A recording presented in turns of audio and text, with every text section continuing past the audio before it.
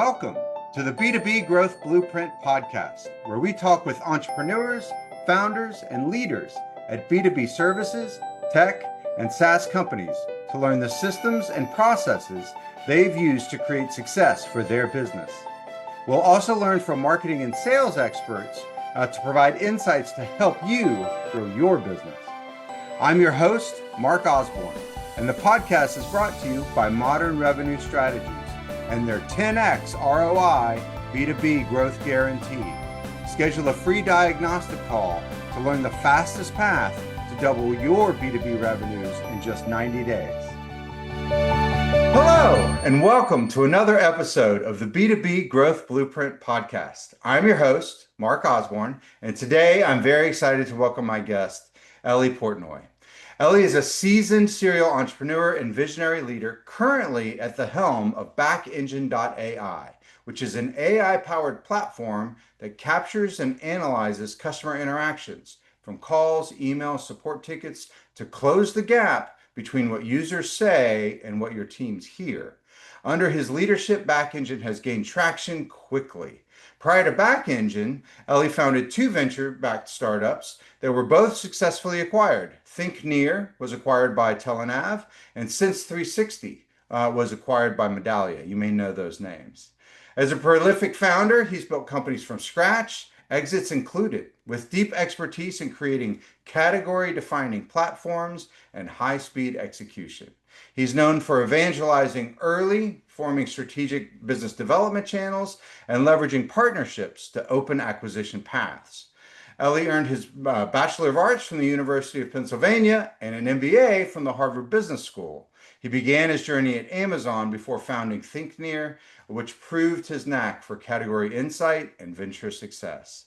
He's a prolific thought leader. He shares tons of insights on product, AI, customer feedback, and startup leadership on LinkedIn. I highly recommend that you follow him there, and covers lots of topics like high velocity feedback systems and the challenges of category creation. So Ellie, welcome to the show. Thank you so much. It's so great to be here. Yeah, I'm super excited for this conversation. You and I have had a chance to catch up on some of these things before, but for our audience that hasn't had the benefit of as much time with you, tell us your story a little bit. Go back to kind of how it all started and how it brought you to where you are today. Yeah, no, so I have felt this gravitational pull to starting companies for as long as I can remember. It's just something that I don't know exactly where it came from, but I'm drawn to this idea that we live in this unique moment in history where a couple of people can get in a room and build technology and really build on the backs of all of the infrastructure and all of the technology and all of the system and all of the resources that are shared and build something amazing in a very short period of time. And so I started my career doing strategy consulting and found it to be very, very poor fit for me. I was spending all my time doing just moving boxes around on slides and feeling really stifled, and eventually, just in a moment of frustration, decided to go and see if I could start something. Spent a couple of years building my first company, saw some early traction, but made every possible mistake, and was not able to figure it out, and ultimately decided that I still needed a lot of learning, a lot of just growing. And so I went to business school and felt like I learned the language of business, but I still didn't know that I understood how to build world-class technology products. So I went to Amazon for a couple of years and really felt like between those two things, I was in a much better position to try again. And I had managed to save some money, and my wife was incredibly supportive and she was working. And so tried my hand at it again and started ThinkNear. And ThinkNear was just like the most incredible journey because we just hit on this incredible tail when we were building location-based mobile ads in 2011, right as the iPhone was getting a GPS and it was starting to take off. And most of my time was just spent evangelizing why this thing mattered, and people seemed to agree. And within 18 months, we were acquired, which led me to think that I was really good at this. So very quickly thereafter, started another company and realized I was not very good at it. I was just a lot of tailwinds and very lucky timing. And Sense360, which was a much harder business to build out, instead of having tailwinds, we had some headwinds. And the basic idea around the business was, how do we use all of this new data that's being created as everything becomes digital to help brands and big companies understand their consumers in real time. And so we were grabbing data from a whole bunch of places, turning them into real time dashboards, and then selling those dashboards to large enterprises. And ground like there was just a lot of grinding for a really long time, lots of ups and downs, but eventually we figured it out, and we were acquired by a company called Medallia, Uh-huh. and then spent a couple of years there and said, do can I really do another startup, because it takes a lot out of me. Sure. um, but that gravitational pull pulled me in, and now I'm running back engine and having the time of my life. Awesome. So that's a great story. And one thing I have to call out, which is for to start, your sort of humility of admitting that you learned things along the way and maybe had a few things that didn't work out as well as you'd like, rather than just, sort of putting up the shield of, oh, it's all worked out perfectly every time. But I have to call out, I was reading some research recently that was saying that like the number one trait that's predictive of success of entrepreneurs is the ability to see, sort of challenges as not failures, but learning opportunities, and to then sort of get not only the ability to pick themselves back up and try again, but even to actually build off of that and see it as, well, I'll be so much better the next time because of the things that I learned in that challenging environment. So I think that's such a great lesson for our audience. I appreciate that. I think that, the two thoughts that come to mind, one is it's very hard to start companies and not be humble, because they are a humbling experience. I don't know of any startup that has gone up and to the right the entire time. Every single business has lots and lots of downs along the way. And it's very, very, very humbling. I think every entrepreneur, when you get them in a room, um, and they're willing to be vulnerable, they will talk about imposter syndrome. They will talk about how many times they were near death experiences, how many times they just felt like a fraudster. And so, there might be a little bit of a front publicly, but I think whether someone is naturally humble or not, this experience humbles, in a big way. I'd also say that there's an important characteristic that I've seen across founders, which is most people, the biggest mistake I think people make is they come into an idea and they think that the journey of building a company is to take this fully formed idea and just execute on it. And what I have found is that is never the case. The process of building a company is iterating on that idea and figuring out what actually works and what doesn't. And it's just taking that idea and getting as much feedback as possible and iterating and being honest with yourself about what's working and what's not working. And when something's not working, it's being able to on the fly adjust. And that that's just such an important part of building, but it also just requires a just an ability to recognize when you're wrong. And I think if someone's just out there saying they're killing it, they're killing it, they're killing it, that's just not a helpful way to build a company, in my opinion. Right. And I couldn't agree more. And that's actually a really great segue into what you're building today, because, back engine is really sort of creating this category around actionable customer intelligence to get that feedback so that you can, respond and react to, what the market is telling you. Tell us, really in detail, like what does back engine do, and how does it provide that insight to founders and, product leaders as well as marketers and salespeople within organizations? Yeah, so I started back engine because of a pain that I've felt across the previous companies, and because of this mindset that I really believe in, which is to build anything. It doesn't even have to be a startup, but even a large company, you have to constantly be listening to what the market is telling you and hearing whether you're on the right track and or the wrong path. Like everything about business is just like seeking truth. And I found it very hard to seek customer truth across my businesses, because the very nature of B2B businesses is that you have a lot of distance between executives and the customers. You bring on customers, you start to grow, you start to build a CS team, and you start to build an account management team and an implementation team, and you've got a product. You start building all of these different layers between the executives and the rest of the and basically the customer and the prospect.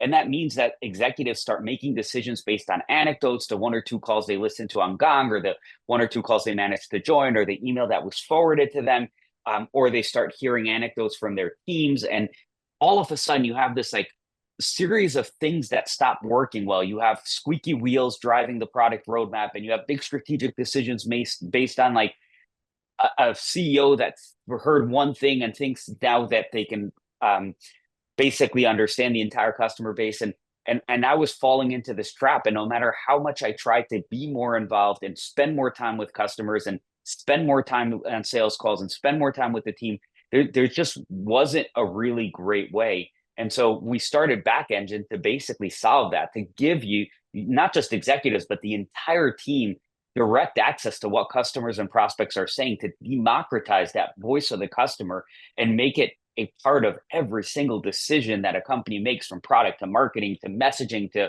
positioning to support to acquisitions to investments. Everything should ultimately be rooted in what that customer is saying. And I found that it's almost impossible in a B2B business. And so we basically are working on a product to systematically automate that collection and democratization of the voice of the customer. Well, and it's not only the other thing that I found really interesting about the product, just from our conversations, is it's not only sort of the aggregation of all of this data that then sort of sits in a place, but it goes a step further and really sort of turns it into insight that can be used from these different organizations, but off a centralized source of truth. And so many organizations I see that, marketing has their data that they look at that tells them, what they think the market wants them to say.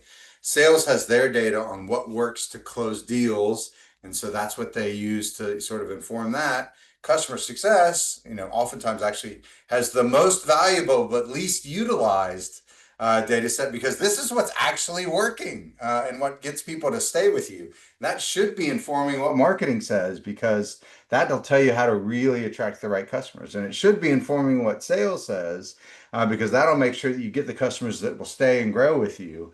But so often, that's actually the piece that gets the least attention within an organization. But this bringing it all together, I think, is really powerful. Yeah, that's been one of the biggest learnings for us in building Back Engine, because when we started, we kind of thought of it as like almost like a centralized insight platform. We thought of it as like a BI tool for customer like insights and prospect insights. And what we found was that as soon as we launched it, we would have a few people who were like, the early users of the platform. And within days of going live, all these other teams started to ask for access.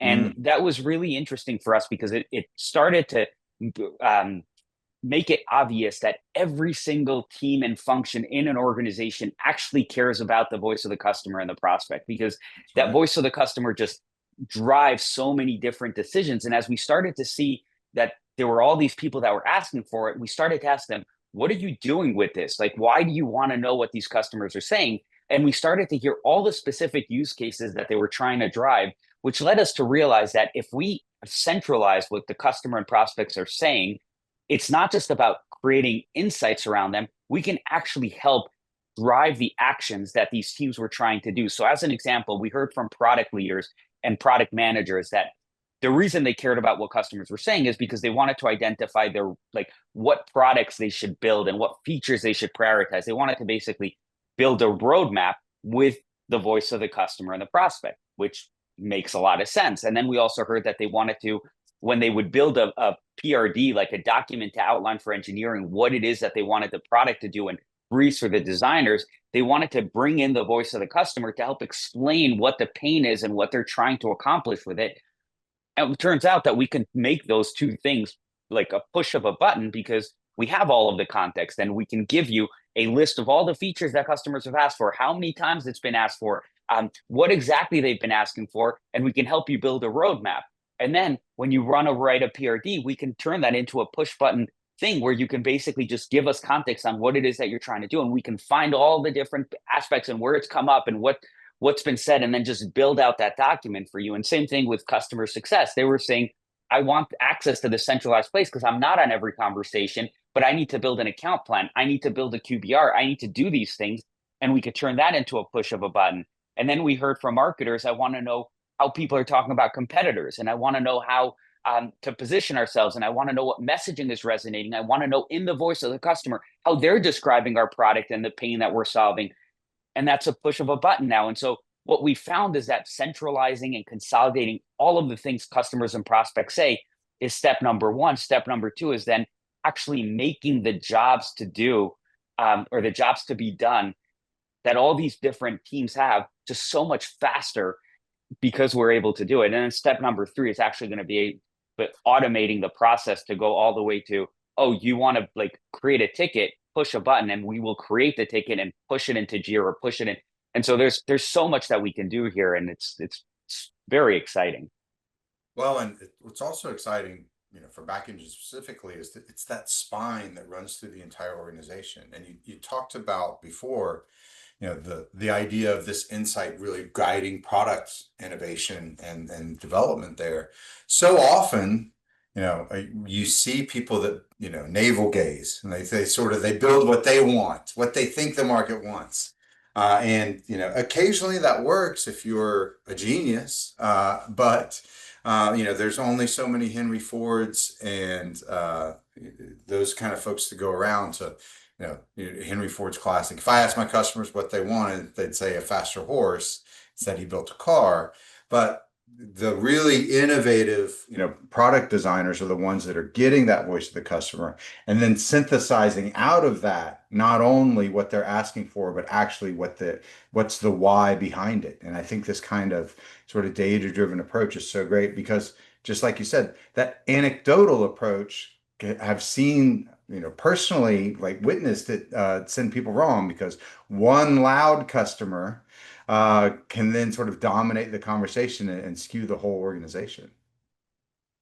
See, I love the fact that you brought up the Henry Ford story because I think Yeah, it's super, super interesting and insightful. And I think there's something deeper there. Uh, Henry Ford was definitely a genius, but he wasn't not listening to customers, right? He that's knew that right. customers wanted a faster horse, and he was able to identify that the pain they were trying to solve is that they wanted to get places faster. And one of the things that I've recognized and learned over the years is that customers aren't always right. Like if a customer tells me I want a faster horse, that's not the right answer. But the customer is always insightful. And so listening to customers is really, really important. Doing exactly what they say is not the answer. But if you can listen and you can pull out that they want the faster, they want to get there faster, but that they're wrong about wanting a faster horse, like that's the magic. And I would argue that even the true geniuses, the Henry Fords, the Steve Jobs, the Walt Disneys, they were still listening to customers. They were just very good at understanding what mattered and what didn't matter. That's right. Well, and I like to think of it as it's the synthesis. It's what they're really trying to say, what the Yeah. customer is really trying to say. And I actually find that, you know, large data sets make that easier because very often if and we do a lot of customer research with people and those types of things where we'll do a few interviews and I'm like this isn't a large enough data set for us to really understand what the customer is really saying. We need to talk to more groups, not only to those that are thrilled but also those that are marginally happy and those that are pretty unhappy to get a real understanding. And then you can bring this creative synthesis to sit on top of that data that then creates that breakthrough insight that Yeah. it really sort of leads to that. Um, so as companies, some of our listeners that might be listening to this and thinking about, yeah, this all makes sense. Isn't that what my CRM is supposed to be doing for me? Like and I've been around the block a few times. I've got some gray in my hair. I remember this being the promise of a CRM when it came out. Why is that not the answer? What have you seen in sort of practice and execution? Yeah, I think what CRMs have effectively turned into is a source of truth for who your customers are. So it tells you, I have these 230 customers. This is who they are. These are the contacts. This is how much they're paying me. This is their renewal date. Like a CRM is effectively a source of truth for who your customers are. What it is not is a source of truth for what your customers need and want. And the reason for that, because CRMs do have a place where you can put in notes and they'll try and ingest emails and they'll try and ingest other stuff. But like at the end of the day, it's a static database that doesn't really give you access to be able to look across your customers and say, who is saying this and how often is this happening and what patterns are emerging and who's potentially um, a good candidate for a case study and what is the number one thing that this customer wants that I need to deliver in the next 3 months to convert them? Like these are not things that a CRM can do, partially because they weren't built this way. They were built, 20 years ago before we had large language models, partially because they require a lot of manual input, which means that they're very dirty and missing a lot of data. And just partially because that use case was hard to conceive back then and the technology wasn't there. So I think CRMs are really important. Like you need to know who your customers are, but they're not satisfying the problem that we're solving for. That's right. They're not an insight engine. Like I think of them as like a phone book. Like it's almost like the yellow pages sitting on the corner of your desk. If you want to look up, then name and address, or really the white pages that we used to have, where you'd have to look up the name and address of someone that you wanted to call. That's really what CRMs have become. But there's almost no insight that comes out of those CRMs. It's really just an execution platform. That's right. If you want to find your plumber, like not a bad place to go. Um, but if you want to understand how to like do it yourself or which plumber is best, like it just breaks down. That's right. That's right. So I want to take a little bit of a left turn because you've got such a great, sort of background and expertise that I know our audience will learn a lot from. You've founded, built, and exited two companies already, and now you're on your third. And tell us a little bit about, sort of that personal journey of entrepreneurship. And you've shared, some vulnerability with us already of some of the lessons learned, but for those founders that are listening today and maybe they're kind of approaching series B, or they've gotten some traction and they're starting to look at how could I exit successfully, what are potential partners that I could look for, what advice would you have for folks, or what can you share from your experience? Yeah, there's it's an amazingly rewarding journey, but it is not an easy journey. And so I'll just start by saying the line between success and failure in startups is very, very, very thin. And most of the time it comes down to serendipity because almost every founder I know works incredibly hard. They're really smart, they care. All of that is generally true. Um, but just there's a lot of variables that are out of our control and I've seen it. I know incredibly talented founders who've done amazingly well and incredibly talented founders who haven't, and we really get into it, it's a very thin line. And the reason I bring this up is because I think the hardest thing for founders is to manage the ups and downs that are naturally part of the journey. And all too often because it's our baby, because it's something that we care so much about, because so often it becomes part of our identity, we take it very, very personally. And that means that when there is a down, we become so incredibly distraught. And when there's an up, we feel so incredibly invincible. And that's not a great place to operate from. It's way better to come from a place of like just even keeledness and making decisions based on the data in front of you and not getting too full of yourself or not getting too down on yourself. And that's probably the biggest lesson I've learned over the course of doing this multiple times. And also just recognizing that when I feel really high, it does not mean that we're about to build $1 billion company. And when I feel really, really low on myself, it's not existential. Like there's always a path forward. So that would be the number one advice I would have. And I don't know if you were asking just general advice or if you wanted advice about how to exit, because I'm happy to share that as well. Yeah, so first I want to reflect on what you just said, though, is that that idea of a middle path of don't get too happy when things are good and don't get too sad when they're bad. And I think it's really interesting that you called out this concept of sort of serendipity, and that there's some luck involved.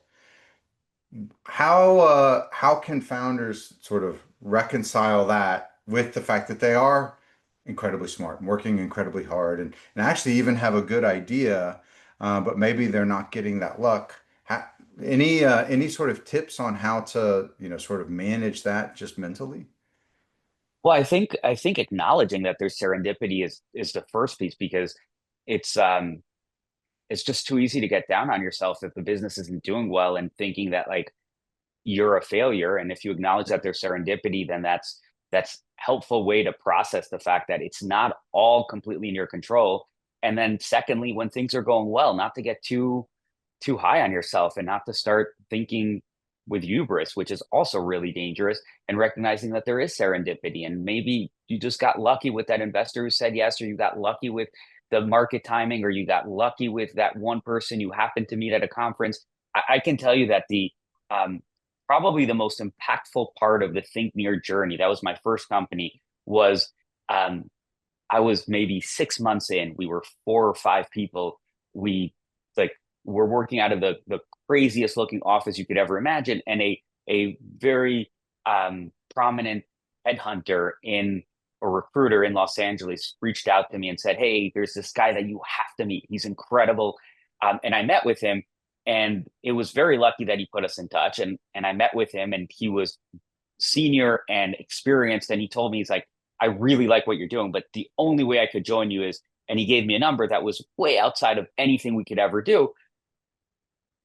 And so we couldn't hire him, but I guess we made enough of an impression that he then left and joined this other company, a much bigger company. And he immediately reached out and was like, let's do a partnership. And that partnership turned into 30% of our revenue a year later and became just by far the biggest growth driver for us. And so I think about that and I think, what, like, there's no way for me to manufacture this headhunter or recruiter basically telling me to meet this person. There's no way for me to not be able, like, to not be able to afford, but for him to then go into a company that could then build this partnership. Like, there was just so much serendipity in that process.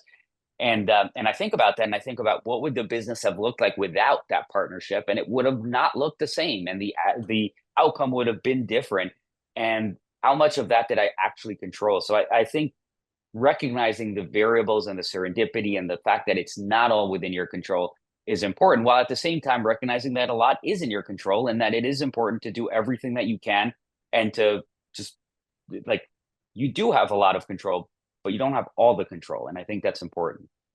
Well, and I've heard it said, and I'd love your sort of reflection on this, is that the way that you deal with that uncertainty is you do everything you can, and but then you don't do more than you can and burn yourself out because you recognize that there is some element of luck.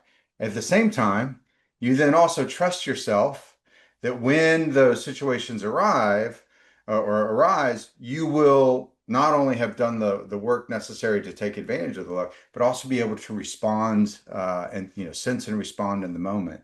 And someone said something once that the bird is happy on the branch not because it trusts the branch, but because it knows it can fly. And that has stuck with me a lot of, like thinking about, and it's not about just having prepared for every possible scenario so that no matter what comes down the pipe, you're ready, but instead it's knowing that whatever comes down the pipe, you'll be able to adapt to it instead of trying to anticipate every different Love scenario. that. That really resonates. I love that. Well, you're a super experienced and knowledgeable person, and so we could talk about these topics all day long, but I got to be somewhat mindful of your time. But before I let you go, for our audience that's listening and they're thinking about how could we get better at incorporating sort of customer insights, or what are other best practices that people are doing? I know that you guys have published some research on that, or what are ways that the audience could get started on improving their ability to get customer insight and then improve their business as a result of that? Yeah. So there are a lot of things. I would say, as a starting point, there are two recommendations I have. So, first of all, if you are a founder, make sure you talk to your customers, because we did a whole bunch of research. And what we found is companies where the CEO is talking to customers at least weekly outperform companies where the CEO is talking to customers at a less frequent rate. And that was And the delta is massive. So if you're the CEO, if you're a founder, just start talking to customers, make it a point to do it on a weekly basis. That's number one. Number two is, one of the things that we found in our research is that most companies don't have a real owner of customer feedback. Most companies basically just treat it as an afterthought. Maybe they say it's the customer success leader because they're talking to customers all day long, but that customer success leader does not have budget to do anything around customer feedback. They don't have the time. They don't have the resources. They're not hired on their ability to collect customer feedback and share it. They're not measured on it. They're not goaled on it. They're not held accountable to it. So there really is no owner in most organizations around the voice of the customer, customer feedback, all of that. And I think the second big thing I would advocate for is just pick an owner. Like, if it matters to you to make sure that the organization is hearing what customers and prospects are saying, make sure you assign that to someone and make sure that they understand that you care about it and it's a responsibility. If you do those two things, you'll be better than almost any other company out there, and you'll start to see the benefits of that. Now, beyond that, there's a lot of different things that you can do to really become an expert level company and really make the voice of the customer a core central part of the DNA. We have an entire research report on it. We have an assessment that you can take on our website. Just go to backengine.ai and you'll see there's a lot of stuff. And AI is making it a lot easier and more powerful too. So it's a lot of stuff that wasn't feasible and possible before now is. And obviously, if anyone wants us to help them, Backengine is, I think, a product that really can spearhead and accelerate that process. So that's what I would say. Fantastic. Well, and I've spent some time with some of those resources, and so I know there's a lot of gold in there, and definitely would encourage anyone in our audience that's thinking about how can I incorporate this better to go to backengine.ai and learn a little bit more about what's available there. So, Ellie, thank you so much for taking the time to join us today. I've really enjoyed our conversation. Me too. I really have, Mark. Thank you so much for having me. All right, talk to you soon. Speak soon. Thank you for joining this episode of the B2B Growth Blueprint podcast. We hope you've gained insights to grow your business. If you enjoyed this discussion, please rate, comment, like on your favorite platform, and share to others who will find it useful. Do you know a CEO, founder, or leader at an early stage B2B services, tech, or SaaS company who would like to be a guest and share their story? Send us a note. Let's schedule a conversation.